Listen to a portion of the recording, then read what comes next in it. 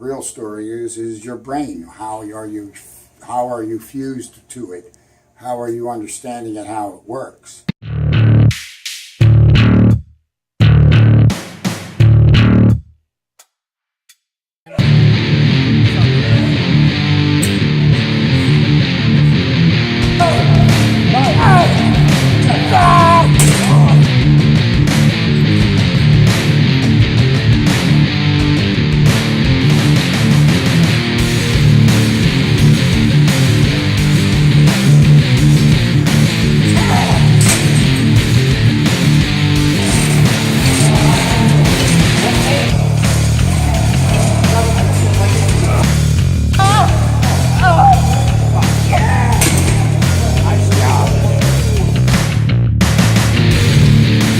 Importance of the mind. It's something that has to be learned, and you'll learn it as you keep training at a level of whatever your intensity is. Doesn't matter what it is at the point.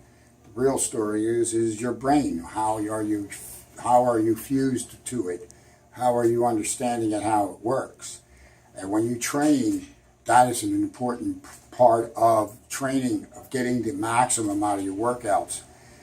You can't do what your mind wants to do because you have to separate them two from your body. So you have to think, my mind wants to do this, and we all have been in that position. We're going to go out there and tear the floor up. But really, you don't realize that your physical being body can't do it. It's not prepared to do that. And you have to start looking at the body, separating the mind from it, and really start putting it together and say, yeah, my mind wants to do this, but really, I'm only physically capable of doing it this way. So you have to do it the way your body's feeling, and you got to learn how to really understand your body so that you don't go out there and do something that you shouldn't be doing. And that is, now you're overtraining the body. You're overtraining it physically. But your brain is you're doing what you want to do. Your brain, you're happy because, oh, I'm doing it, I'm killing it. But that's not how it works. You need to control that. And when you start controlling, how should I train today? Because you're going to study that when you go out on the floor. People see us do 5, 6 sets of warm-ups. Yeah, they just go, oh my God, what are you doing that many warm-ups for? Because I'm trying to find out what actually type of workout I'm going to do for that day. Because if you don't, you're going to do the wrong thing, and that workload you're going to put into that is going to be possibly to the negative. Woo! Nice little warm-up going on, right, darling? That's right. So we don't want that. We want to go out there and do the proper and the right workout for the day. And whatever that dictates, that warm-up dictates, will get you started on the road of making the right calls. But that doesn't mean after the second set or the third set of that first exercise, you're not going to change it. It could go from 10 reps to 20. Ooh, I feel like I can do 20 now. And you pop 20 out. And that'll set you up for the next movement or the next exercise that you're going to do, and you start to play with, that solidness of it all. You're going to say nothing is really planned; it's unplanned, and that's beauty of spontaneous training, keeping the door wide open. 10, 10, and 10.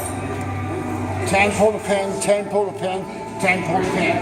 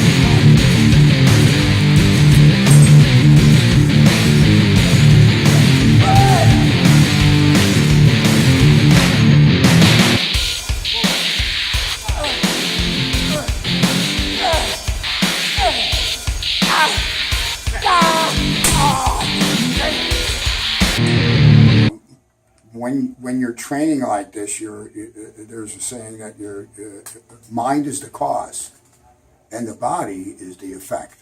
That's what you're doing.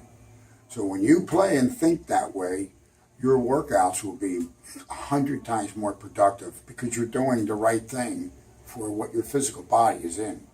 So you got to really sit and really think.